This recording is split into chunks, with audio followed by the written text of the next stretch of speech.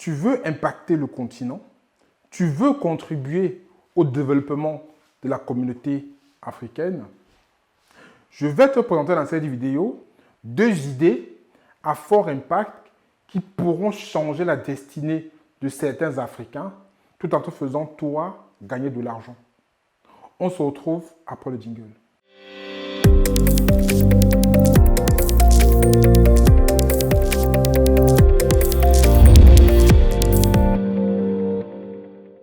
Bonjour à tous et à toutes. Bienvenue sur la chaîne Devenir riche en Afrique. Je suis Franck Kenyé. Tu es intéressé par l'entrepreneuriat, l'investissement, tu veux saisir des opportunités et tu es intéressé par des stratégies d'affaires, de business, des tactiques, des méthodes, des outils, tu es au bon endroit. Donc n'hésite pas à t'abonner, activer la cloche de notification pour ne louper aucune vidéo qu'on va publier ici et surtout, tu télécharges un e-book qui te dévoile les 10 secrets d'entrepreneurs qui réussissent. C'est un cadeau, un book que j'ai écrit pour toi. Tu peux le télécharger, il est gratuit. Il te donnera les 10 secrets que tu peux appliquer toi aussi pour réussir dans ta carrière entrepreneuriale. Aujourd'hui, je vais présenter 2 idées que j'ai vraiment travaillées, 2 idées qui me tiennent vraiment à cœur. Ces 2 idées qui vont, si on les met en place, impacter sur la durée le continent. Ces 2 idées aussi peuvent changer la destinée de nos frères en Afrique. Ces idées en fait sont autour de l'éducation et de la finance. C'est quoi la problématique aujourd'hui? Pour ceux qui construisent en Afrique, ils se rendent compte qu'en Afrique, on a un réel problème d'artisanat. C'est-à-dire les plombiers, les électriciens, les peintres, les maçons. On n'a pas de personnes vraiment qualifiées. Et même souvent, quand on construit et qu'on voit les finitions qui sont faites dans les maisons, les finitions laissent à désirer. Elles ne sont pas bonnes, elles ne sont pas parfaites quand on compare aux standards qu'on peut avoir ou à l'argent qu'on a investi. Moi, je me rappelle souvent quand je vais en Afrique, quand je vais peut-être dans des hôtels ou dans des appart-hôtels ou même dans les résidences que j'ai fait construire, les finitions m'interpellent. Et j'ai essayé de creuser la question. Je me suis dit, c'est quoi le problème? Quel est le problème? Pourquoi est-ce que les personnes n'arrivent pas à appliquer certains standards, à donner un certain niveau de travail, ce qu'on attend? Je vais vous expliquer pourquoi. Parce qu'en fait, les gens n'apprennent pas ces métiers de façon conventionnelle. C'est-à-dire quoi? C'est-à-dire quelqu'un qui est maçon, même s'il a fait un lycée technique pour être maçon, il aura toujours quelqu'un au quartier, dans son quartier, qui n'est pas parti apprendre ce métier-là de façon conventionnelle. Donc lui, il a appris d'un autre monsieur, qui a aussi appris d'un autre monsieur, qui a aussi appris au quartier. Ce qui fait quoi? Ce qui fait en fait que cette tradition d'à peu près, d'approximation, se transmet de génération en génération. Ça marche autant pour les maçons, c'est-à-dire un maçon, on va lui expliquer comment est-ce qu'il dose son béton pour pouvoir faire sa construction. Il va dire que j'ai tel monsieur qui m'a dit qu'on met 3 brouettes de sable, une brouette de gravier, ainsi de suite. Mais il ne sait pas t'expliquer techniquement pourquoi il le fait. C'est pareil pour un électricien. Il ne saura pas t'expliquer un réseau électrique, comment est-ce que c'est câblé. C'est pareil pour un plombier. Tous ces métiers qui sont liés au bâtiment ou à l'artisanat en général, c'est beaucoup approximatif. C'est parce qu'il y a cette transmission qui ne se fait pas de façon conventionnelle, de façon pédagogique. C'est un réel problème que tu peux résoudre. Comment le résoudre? Je te propose en fait de voir comment créer un centre de formation que tu appelleras une formation d'excellence où tu enseigneras ces métiers aux jeunes Africains ou aux moins jeunes aussi, ceux qui seront intéressés. C'est un projet en fait que tu ne peux pas lancer tout seul. Je ne te conseille pas de le faire tout seul. Si tu es de la diaspora, ça dépend du métier d'activité dans lequel tu es. Si tu es déjà dans ces métiers-là, tu peux trouver d'autres personnes qui ont d'autres compétences. Peut-être tu connais la plomberie, l'électricité ou un autre métier. Tu trouves un réseau de personnes qui sont compétents dans les métiers que tu veux enseigner. Vous vous mettez ensemble, vous voyez comment créer ce centre de formation pour déjà commencer par vous-même être des formateurs et passer vos compétences, votre savoir-faire à certains jeunes. Aussi, le problème se pose sur la formation des formateurs. Ça, c'est valable autant aujourd'hui pour les formateurs qui forment ces enfants-là dans les lycées techniques, la formation n'est pas au top. Moi, j'ai fait une école supérieure au Cameroun et j'ai fait toute ma formation. Je n'ai pas vu un ordinateur, par exemple. J'ai fait une formation technique, mais je n'ai pas fait un travail pratique avec les équipements. Donc, il y a aussi un réel problème de la formation des formateurs que tu peux aussi résoudre.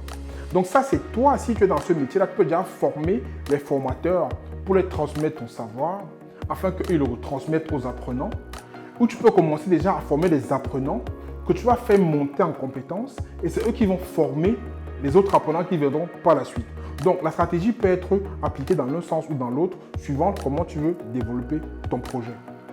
Ce que tu peux faire aussi, en fait, c'est lorsque tu auras déjà une première vague d'apprenants, c'est maintenant de voir des entreprises qui peuvent prendre ces apprenants-là en stage pour vraiment appliquer ce que tu leur auras appris. Ça se fait déjà, mais tu vas pouvoir appliquer notre méthodologie parce que tu vas les enseigner d'une certaine façon qui va être différente de ce qu'ils font maintenant.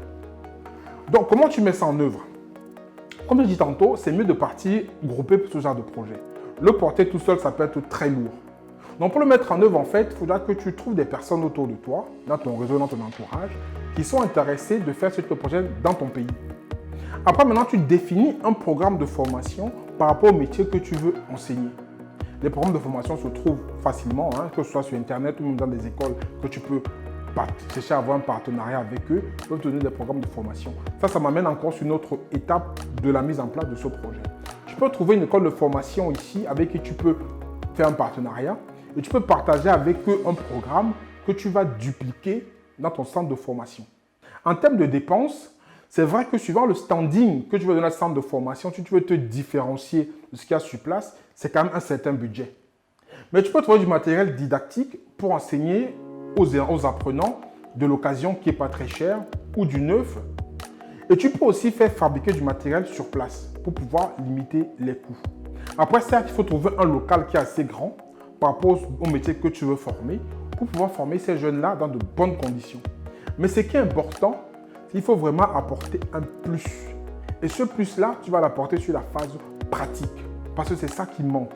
Et il faut être assez rigoureux pour que tes apprenants, en fait, aient une réelle valeur par rapport à ce qui se fait aujourd'hui.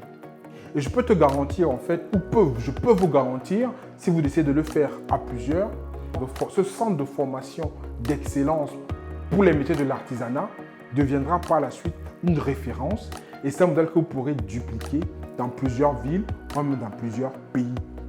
Les revenus viendront des frais que les apprenants paieront et je peux t'assurer qu'ils pourront payer un bon prix si la formation a vraiment le niveau que je t'explique ici. Et aussi important qu'il faut faire avant même de commencer à mettre en centre de formation, c'est d'avoir un agrément. Parce que si tu as un agrément en fait en tant que centre de formation, avec cet agrément-là, ils peuvent avoir en fait une formation certifiante qui aura plus de valeur et qui donnera plus de poids à ta formation. C'est un projet qui doit être mûri, c'est un projet qui doit être chiffré, c'est un projet qui doit être construit. Et comme je dis, c'est mieux de le faire en réseau et tu pourras facilement te lancer quand tu auras tout ciblé ces aspects-là.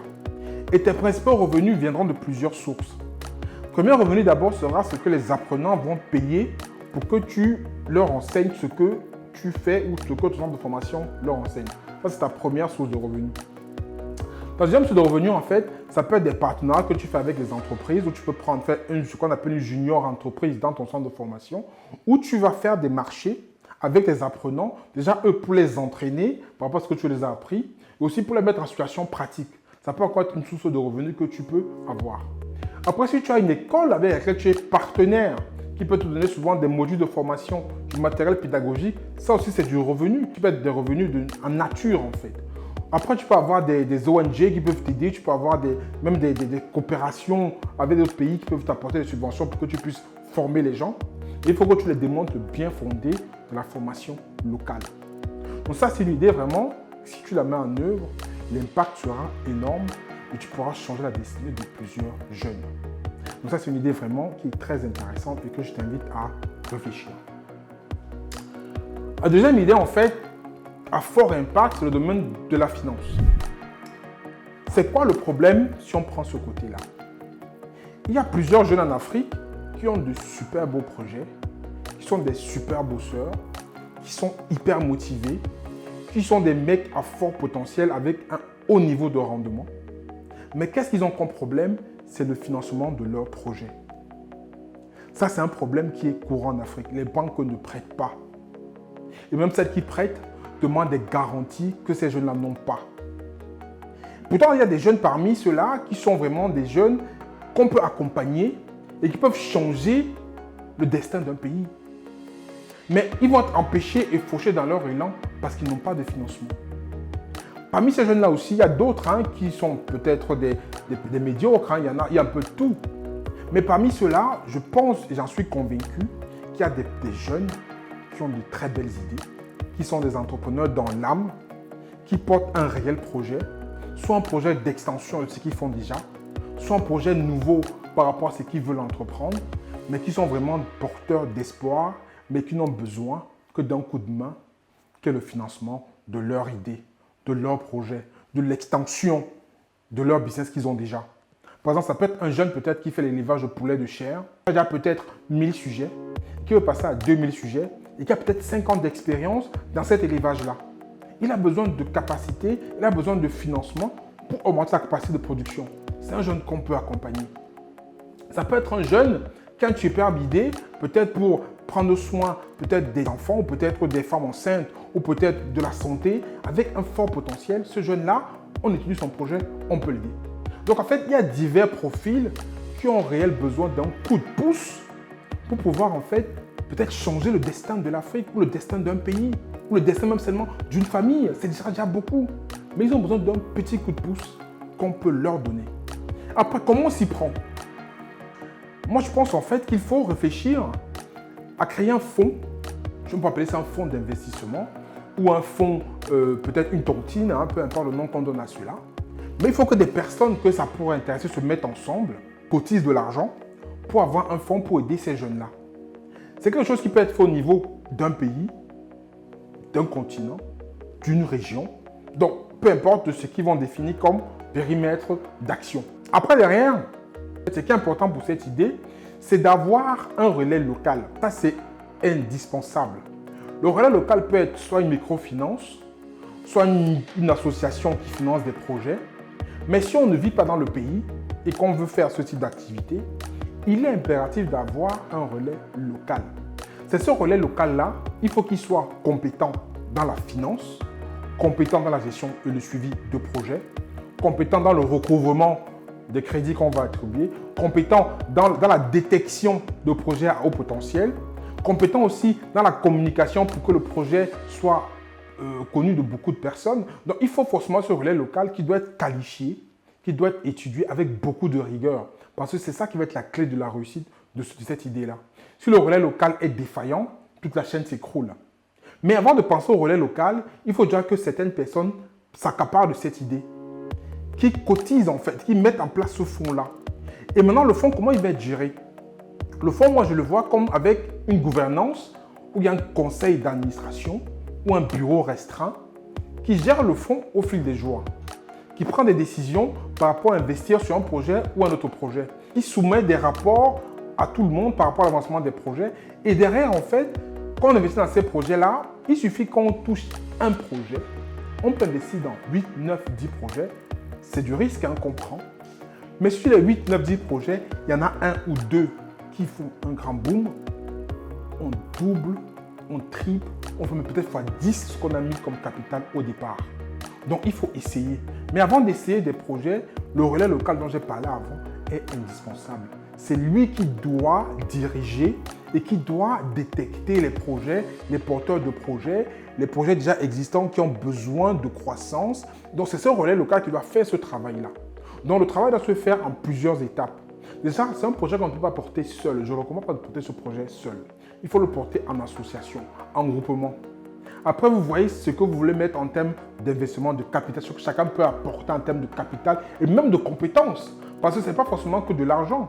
On peut avoir une compétence forte en informatique, une compétence forte, je ne sais pas, en agriculture ou en autre domaine. On apporte son expertise pour accompagner les projets qu'on détecte.